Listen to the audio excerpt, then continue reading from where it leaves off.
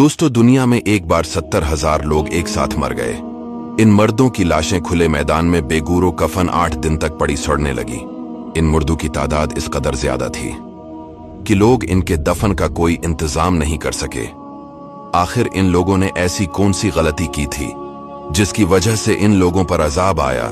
दोस्तों, कुरान का वाकया है, वीडियो को आखिर तक जरूर देखें। इसका वाकया ये है कि बनी इसराइल की एक जमात जो हजरत हज़कील अलैहिस्सलाम के शहर में रहती थी, शहर में तावन की वबा फैल जाने से इन लोगों पर मौत का खौफ सवार हो गया और ये लोग मौत के डर से सबके सब शहर छोड़कर एक जंगल में भाग गए और वहीं रहने लगे। तो अल्लाह ताला को इन लोगों की ये हरकत बहुत ज्यादा नापसंद हुई।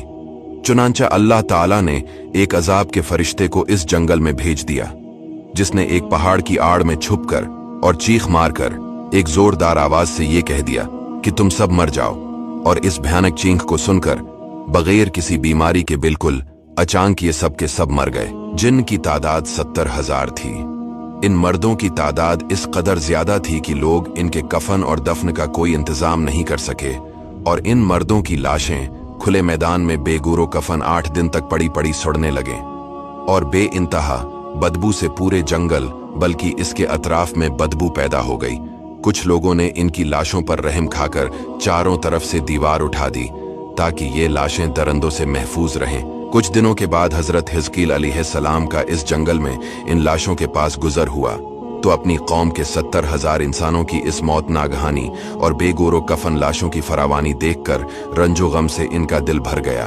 अब दीदा हो गए और बारी ताला के दरबार में दुख भरे दिल से दुआ मांगने लगे कि या अल्लाह, ये मेरी कौम के अफराद थे जो अपनी नादानी से ये गलती कर बैठे कि मौत के डर से शहर छोड़कर जंगल में आ गए।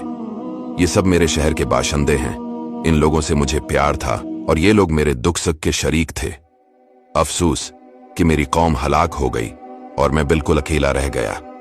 ऐ मेरे रब, ये वो कौम थी जो तेरी हम्द करती थी और तेरी तौहीद का ऐलान करती थी और तेरी किब्रियाई का खतबा पढ़ती थी। आप बड़े सूजी दिल के साथ दुआ में मशगूल थे कि अचानक आप पर यह वही उतर पड़ी कि ए हज़कील, आप इन बिखरी हुई हड्डियों से फरमा दीजिए कि ए हड्डियों, बेशक अल्लाह ताला तुमको हुक्म फरमाता है कि तुम इकट्ठा हो जाओ। ये सुनकर बिखरी हुई हड्डियों में हरकत पैदा हुई और हर आदमी की हड्डियां जमा होकर हड्डियों के ढांचे बन गए। फिर ये वही आई कि ए हिजकील, आप फरमा दीजिए कि ए हड्डियों, तुमको अल्लाह का ये हुक्म है कि तुम गोश्त पहन लो। ये कलाम सुनते ही फौरन हड्डियों के ढांचों पर गोश्त पोस्त चढ़ गए। फिर तीसरी बार ये वही नाजिल हुई, ए हुज़कील, अब ये कह दो कि ए मर्दू, खुदा के हुक्म से तुम सब उठकर खड़े हो जाओ। चुनांचे आपने ये फरमा दिया तो आपकी जबान से ये जमला निकलते ही 70,000 लाशें दमजदन में अचानक खड़े हो गए। फिर ये सब लोग जंगल से रवाना होकर अपने शहर में आकर दोबारा आबाद हो गए और अपनी उम्रों की मद्दत भर जिंदा रहे। लेकिन इन लोगों पर इस मौत का इतना निशान बाकी रह गया कि उनकी औलाद के जिस्मों से सड़ी हुई लाश की बदबू बराबर आती रही और ये लोग जो कपड़ा भी पहनते थे वो कफन की सूरत में हो जाता था और कब्र में जिस तरह कफन मेला हो जाता था, ऐसा ही मेलापन इनके कपड़ों पर नमूदार हो जाता था। चनांचा ये उस रात आज तक इन यहूदियों में पाए जाते हैं जो इन लोगों की नस्ल से बाकी रह गए। इस अजीबो गरीब वाकया का जिक्र कुरान मजीद में अल्लाह ताला ने सूरा बकरा में बयान फरमाया है। बनी इसराइल के इस वाकया से हिदायत मिलती हैं। आदमी मौत के डर से भागकर अपनी जान नहीं बचा सकता, लिहाजा मौत ही है जिससे भागना बिल्कुल बेकार है। अल्लाह ताला ने जो मौत मुकर्रर फरमा दी है वो अपने वक्त पर जरूर आएगी। न एक सेकंड वक्त से पहले आ सकती है, न एक सेकंड वक्त के बाद आ सकती है।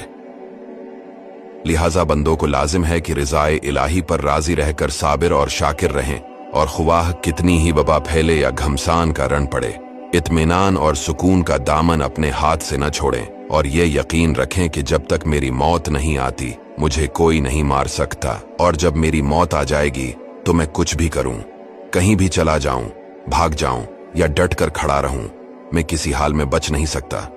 इस आयत में खास तौर पर मुजाहिदीन को हिदायत की गई है कि जहाद से ग्रीज करना या मैदान जंग छोड़कर भाग जाना हरगिज मौत को दफा नहीं कर सकता। लिहाजा मुजाहिदीन को मैदान जंग में डटे रहना चाहिए और ये यकीन रखना चाहिए कि मैं मौत के वक्त से पहले नहीं मर सकता, न कोई मुझे मार सकता है।